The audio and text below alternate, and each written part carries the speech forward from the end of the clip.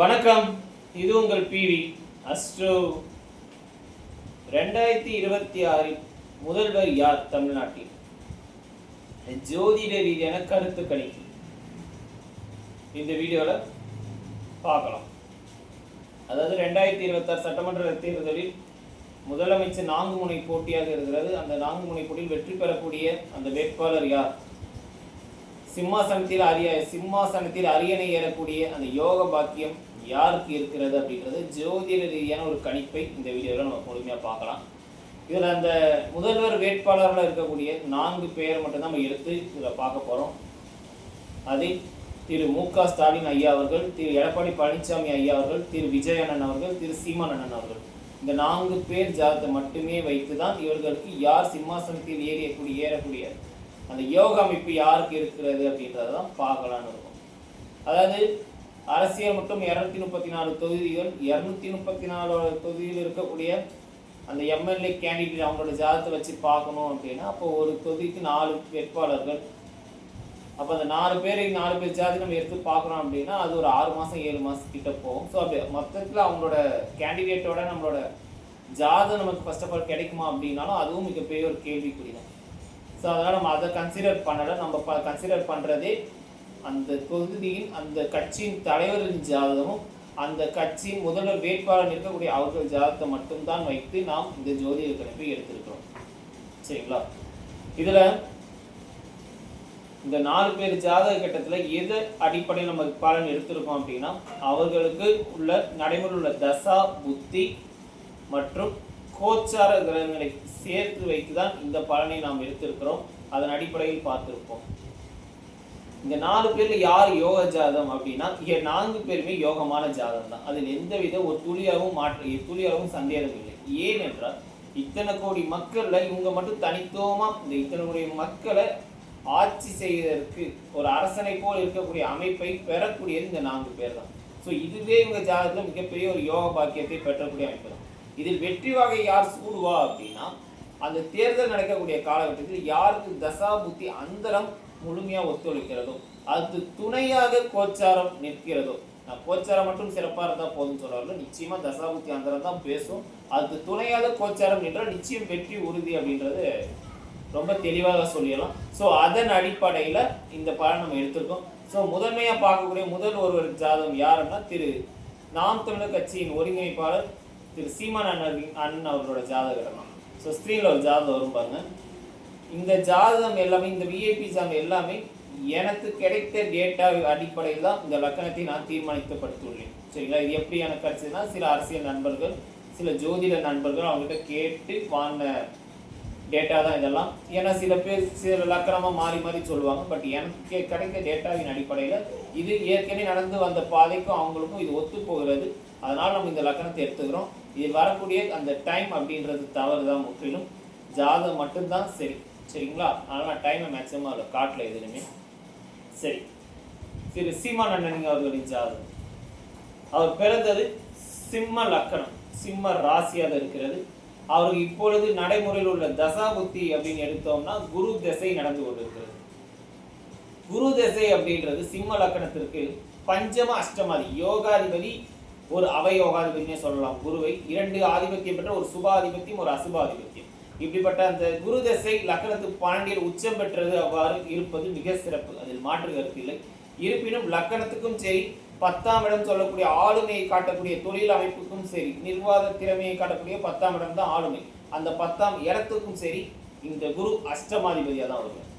லக்கணத்துக்கு பஞ்சம அஷ்டமாதி, 10ஆம் இடம் சிம்மத்துக்கு, சிம்மன்றது லக்கணம், சிம்மத்துக்கு 10ஆம் இடம்ன்றது ரிஷபம், ரிஷபத்துக்கு அஷ்டம லாபாதிபதியாக வரக்கூடியதுதான் குரு. ஸோ 2 வரையிலும் லக்கணத்துக்கும் சரி, அந்த நிர்வாகம் சொல்ற ஆளுமைக்கும் சரி, 10ஆம் இடத்துக்கும் சரி குருவின் திசை அஷ்டமாதிபதியாக திசையாக வருவது அப்படின்றது ஒரு துளி அளவு பாதிப்பை தரக்கூடிய அமைப்பு தான் சிறப்பு அம்சம் அப்படின்னு எடுக்க முடியாது ஜோதிட ரீதியாக. ஏன்னா குரு உச்சம் என்பது சிறப்பு. இருப்பினும் அந்த லக்கணத்துக்கு 8ஆம் இடத்துக்கு, லக்கணம் சிம்ம லக்கணம், சிம்ம 8ஆம் இடத்துக்கு பஞ்சமஸ்தானத்தில் தான் குரு அமர்ந்திருக்கிறார். அவ்வாறு இருக்கும்பொழுது இந்த குரு திசை அடிப்படையில் பார்க்கும் தசாபுத்தி மிகப்பெரிய அளவில் ஒத்துழைக்கவில்லை என்பதுதான் இதோட பொருள். இல்லை, ஏன்னா தசாபுத்தி குரு உச்சம் என்பது சிறப்பு. இருப்பினும் நிற்கக்கூடிய இடம் அவ்வாறு சிறப்பில்லை. லக்கணத்தும் சரி, ஆளுமை தெரியும் சரி. ஸோ இந்த குரு தசை இவருக்கு இந்த தேர்தல் நடக்கக்கூடிய காலகட்டத்தில் இங்கே குரு தசை வந்திருப்பது அப்படின்றது தேர்தலில் வெற்றியை தீர்மானிக்கக்கூடிய அமைப்பு அப்படின்றது சற்று குறைவாகவே இருக்கிறது.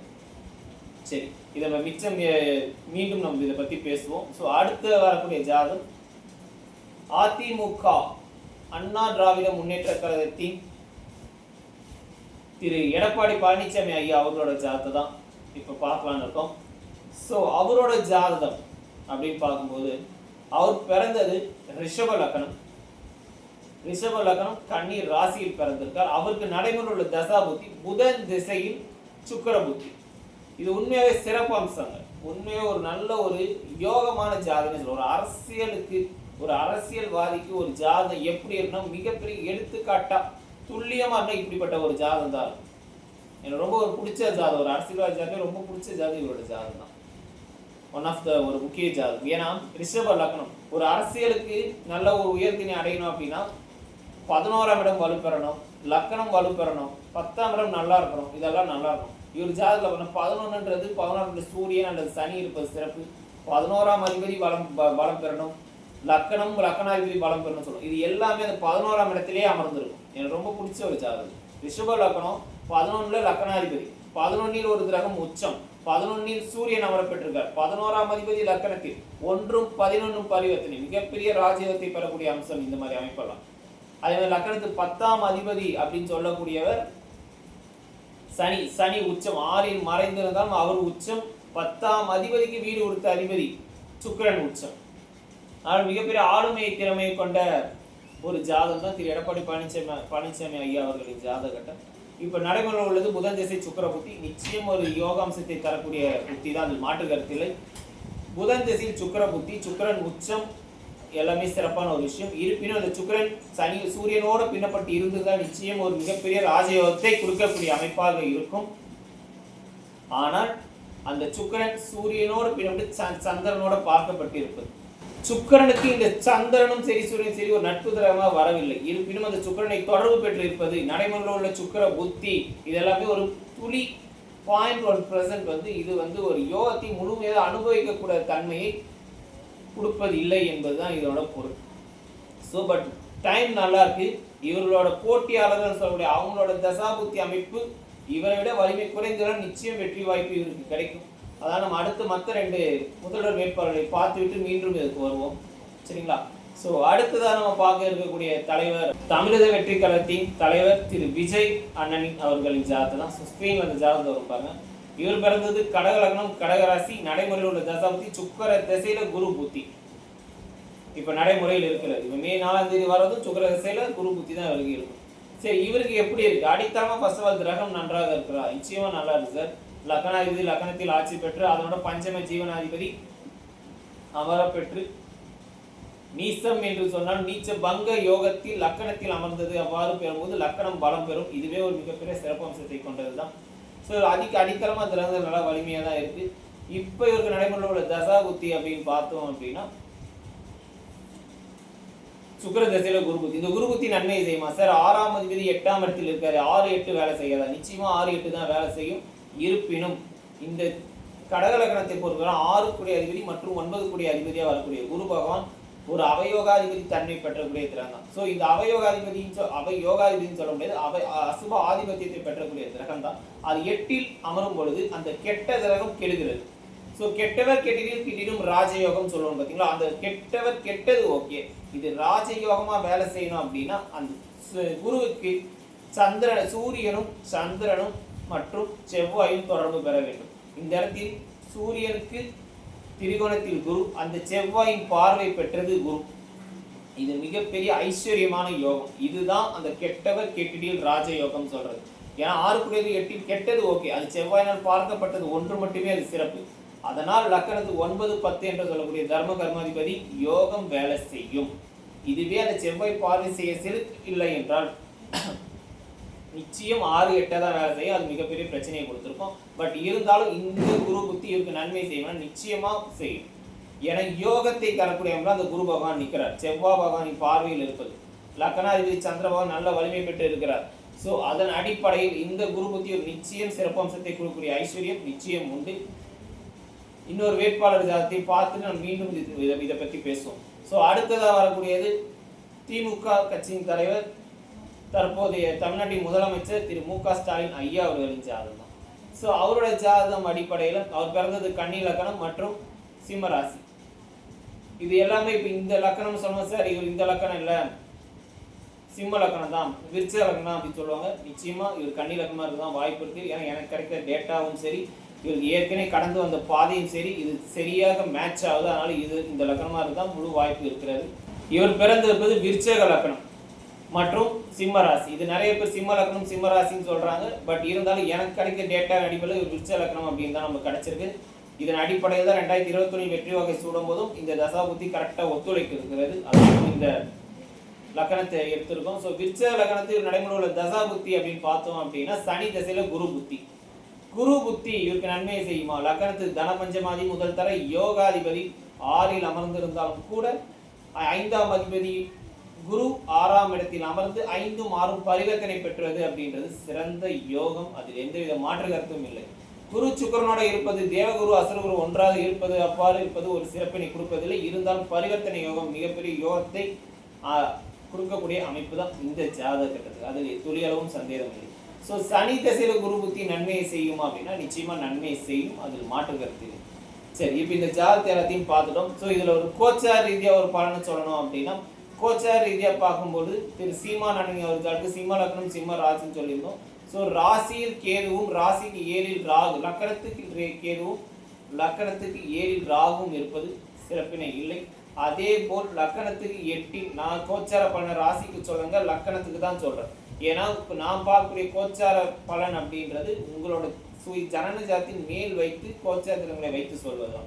அவ்வாறு இருக்கும்போது சிம்ம லக்கணத்துக்கு லக்கணத்திற்கு கேது 7ல் ராகு, லக்கணத்துக்கு 8ல் சனி 11ல் குரு. இவ்வாறு இருக்கும்போது லக்கணத்துபடி கோச்சார கிரகங்கள் லக்கணத்தில் ராகு கேது தொடர்பு இருப்பது அப்படின்றது ராசிக்கும் ராகு கேது தொடர்பு வருவது அப்படின்றது சிறப்பம்சம் இல்லை. ஸோ தசாபுத்தியும் சரி கோச்சாரம் சரி மிகப்பெரிய ஒரு ஒத்துழைப்பை கொடுக்கக்கூடிய தன்மை இவர் ஜாதகத்தில் இல்லை. நம்பர் 1.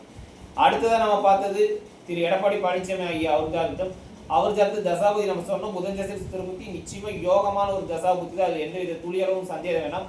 இருப்பினும் கோச்சார ரீதியாக பார்க்கும்போது ஒரு ரிஷப லக்கணம் 4ல் கேது 10ல் ராகு. ஸோ 10ஆம் இடத்தில் ராகு இருப்பது அவ்வாறு இருப்பது சிறப்பு அம்சம் இல்லை. அதே போல் இப்போ நடக்கக்கூடியது சுக்கர புத்தி 10 லக்கணத்துக்கு 11ஆம் இடத்தில் சூரியனோட பின்னப்பட்டு அந்த இடத்தில் சனி பின்னப்பட்டு இருப்பது அப்படின்றதும் அது சிறப்பு அம்சத்துக்கு கொடுக்கக்கூடிய அம்சத்தில் இல்லை. ஸோ தசாநாதனோட ராகு புத்திநாதனோட சனி, ஸோ 2 அசுபதங்கள் கூடியிருப்பது அவ்வாறு இருக்கும். கோச்சார ரீதியாக பார்க்கும்போது இதுக்கு முழு ஒத்துழைப்பை கொடுக்கவில்லை என்பதுதான் இருக்க முடியும். ஸோ ஆனால் தசாபுத்தி சூப்பராக இருக்குது, அது மாற்று கருத்தில்லை. அடுத்தது தமிழக வெற்றி கழகத்தின் தலைவர் திரு விஜய் அவர்களின் ஜாதக கட்டம். இவர் கடக லக்கணம் கடக ராசின்னு சொன்னோம். இவருக்கு கோச்சார ரீதியாக பார்க்கணும் 2ல் கேது 8ல் ராகு 9ல் சனி 12ல் குரு.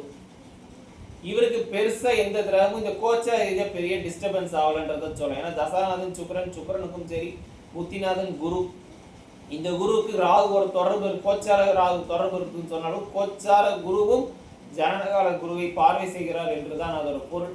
ஸோ அவ்வாறு இருக்கும் பட்சத்தில் இவருக்கு கோச்சார ரீதியாக மிகப்பெரிய கெடுபலன்னு சொல்லிட முடியாது. ஏன்னா கோச்சார ரீதியாக பெருசாக ஒன்று இந்த ஜாதகத்துக்கு பெருசாக டிஸ்டர்பன்ஸ் இல்லை. தசாபுத்தி ரிலேட்டடாகவும் சரி நிச்சயமாக நல்லா தான் இருக்கு. என்னை பொறுத்த வரைக்கும் தசாபுத்தி அடிப்படையிலும் சரி கோச்சார ரீதியாகவும் சரி நல்ல ஒரு பலனை கொடுக்கக்கூடிய ஐஸ்வர்யம் இந்த ஜாதகத்துக்கு நிச்சயம் உண்டு. அடுத்தது திரு மு க ஸ்டாலின் ஐயா அவர்களின் ஜாதகம். நம்ம சொல்றது கன்னி லக்கணம் மன்னிக்கவும் விருச்சக லக்கணம் சிம்ம ராசி. ஸோ லக்கண அடிப்படையில் ஒரு கோச்சாரங்கள் 4ல் ராகு 10ல் கேது 5ல் சனி மற்றும் 8ல் குரு. இந்த லக்கணத்தை பொறுத்த வரைக்கும் விருச்சலக்கணம் 10ஆம் இடத்தில் கேதுவோட சந்திரன் 10ஆம் இடத்தில் சந்திரன் இருக்கு, அதனோட கேது பின்னப்பட்டு இருப்பது அப்படின்றது 10ஆம் இடத்துக்கு சிறப்பம்சம் இல்லை.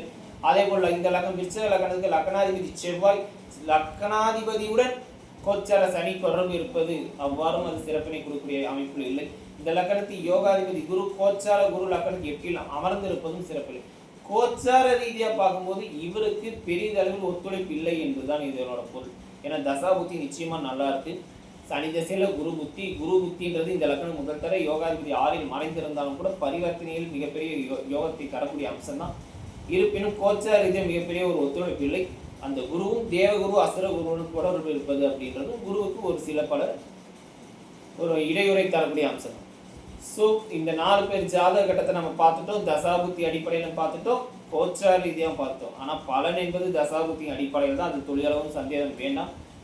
இந்த தசாபுத்தி நல்லா இருந்தால் மட்டும் போதும். ஏன்னா ஒரு ஆட்சியை பிடிப்பது, ஒரு அரசாங்கத்தை ஆள்வது, அரசனாக இருப்பது அப்படின்னும் போது கோச்சாரமும் துணை நின்றால் நிச்சயம் வெற்றி வாகை சூட முடியும். அதனால தான் நான் கோச்சாரத்தையும் சேர்த்து வைத்து பலன் சொல்லியிருந்தேன். ஸோ அப்போ தசாபுத்திக்கும் கோச்சாருக்கும் இரண்டுமே இந்த 2026 இந்த ஏப்ரல் 23ஆம் தேதி தேர்தலும் மே 4ஆம் தேதி ரிசல்ட் வருகிறது. இதற்கு ரெண்டுமே சப்போர்ட் பண்ண ஜாதகம் யார் அப்படின்னா, நம்ம இந்த பிவி அஸ்ட்ரோ ஜோதிட மையத்தின் சார்பாக நான் சொல்லக்கூடிய ப்ரெடிக்ஷன் என்ன அப்படின்னா, 2026 திரு விஜய் அவர்கள் முதலமைச்சர் ஆவார் என்றுதான் நான் என்னோட ஜோதிட கணிப்பு. எனக்கு அவர் ரொம்ப பிடிக்கும், அதனால நான் அவரை சொல்றேன் அப்படின்னு யாரும் நினைக்க வேணாம். ஏன்னா அப்படி நான் சொல்லணும்னு நினச்சிருந்தேன்னா எலெக்ஷன் முன்னாடியே நான் சொல்லியிருப்பேன். எலெக்ஷன் 2 நாள் முன்னாடி நான் வீடியோ போடணும்னு எனக்கு அவசியமே கிடையாது. ஸோ என்னோட ஜோதிட கருத்து கணிப்பின் அடிப்படையில் நான் எனக்கு கிடைத்த டேட்டாவின் அடிப்படையில் தசாபுத்தி அடிப்படையில் பார்க்கும்போது திரு விஜய் அவர்கள் முதலமைச்சர் ஆகக்கூடிய அமைப்பு அப்படின்றது என்னோட ஜோதிட கணிப்பாக இருக்கிறது.